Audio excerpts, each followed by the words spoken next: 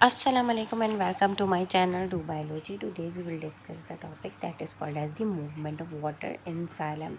आप सबको ये बात पता है कि प्लांट जो है वो एब्जॉर्ब करता है वाटर को थ्रू दी सॉइल और ये एब्जॉर्प्शन हो रही होती है थ्रू दी रूट्स। ठीक है, और रूट्स के अंदर जो आपके सेल्स प्रेजेंट होते हैं, जो कंडक्टिंग टिश्यूज़ होते हैं, वो क्या कहलाते हैं? वो जाइलम टिश्यूज़ कहलाते हैं।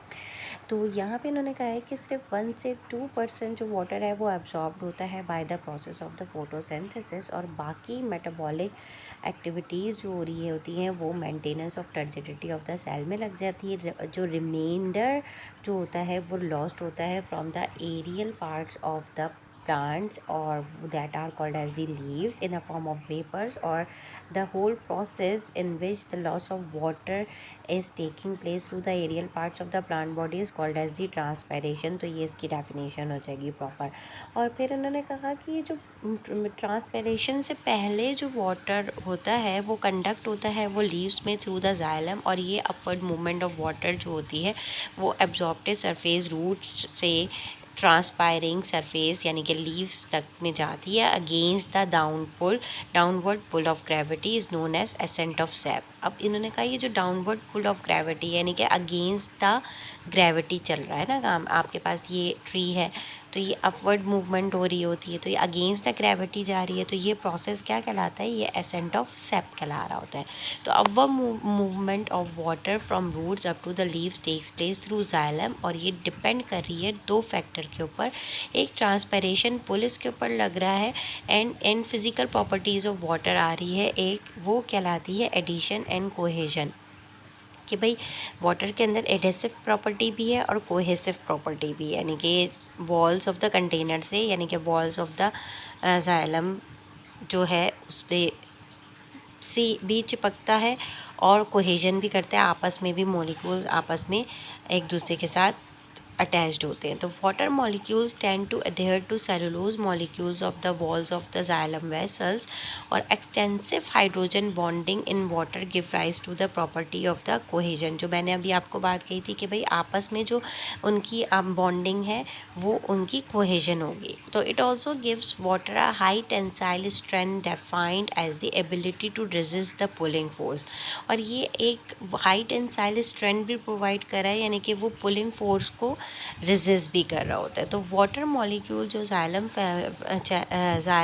में प्रेजेंट होते हैं वो एक कंटिन्यूस चैनल फॉर्म कर रहे होते हैं, यानी कि आपस में एक दूसरे के साथ अटैच्ड हो रहे हैं, और ये वॉल्स ऑफ द ये कह लीजिए कि जाइलम भी एक आपस में अटैच्ड हैं, तो ये एक पुलिंग फोर्स क्रिएट करते हैं और वाटर इस तरीके से कंडक्ट होता है अगेंस्ट द ग्रेविटी।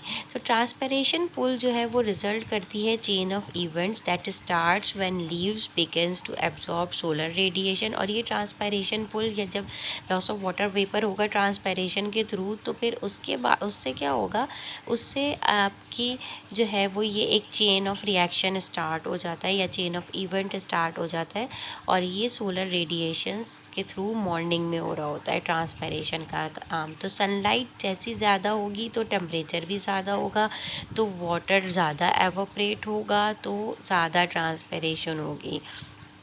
एवोपरेटेड वाटर जो है वो इमीडिएटली रिप्लेस्ड हो जाता है from water inside the cell which is replace with water from neighbouring cell deeper into the leaf, यानी कि एवोपरेटेड वाटर आपस में एक दूसरे के साथ रिप्लेस्ड होता जाएगा। ठीक है, नेबरिंग सेल से वाटर कंडक्ट होगा और फिर चैनल के थ्रू जो है वो एक चैनल फॉर्म क्रिएट कर लेते हैं। अल्टीमेटली फिर इस तरीके से वाटर पुल्ड होता है जाइलम से और मीट करता है लॉस ऑफ वाटर। तो वाटर जो है जाइलम के अंदर is placed under tension which is transmitted to root through vessels. अब इन्होंने कहा कि ये जो एक टेंशन क्रिएट हो रही है, ठीक है, ये जो है वो ट्रांसमिशन ऑफ वाटर का काम कर रही है रूट से वेसल्स के अंदर, और ये डाउनवर्ड ट्रांसमिशन ऑफ टेंशन जो है वो because of cohesive upward movement और मास फ्लो है ड्यू टू दी ट्रांसपायरेशन पुल और एडिशन ऑफ वाटर मॉलिक्यूल जो हाइड्रोफिलिक वॉल्स पे जाइलम सेल्स की अटैच्ड हुए होते हैं। स्मॉल डायमीटर ऑफ वेसल्स हैं ट्रैकीड्स जो है वो एंड ट्रैकीड्स और important factor in overcoming the force of gravity. ये डायमीटर वेसल्स का ट्रैकीड्स का थोड़ा कम होता है तो इसकी वजह से आप फोर्स ऑफ ग्रेविटी पे ओवरकम हो सकते हैं और ये अगेंस्ट द ग्रेविटी काम होता है।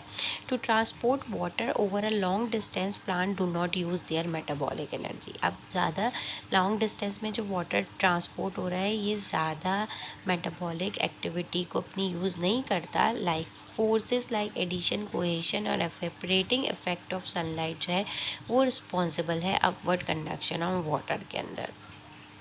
That's it for today. In next class, we will discuss the mechanism of opening and closing of stomata. Thank you and Allah Hafiz.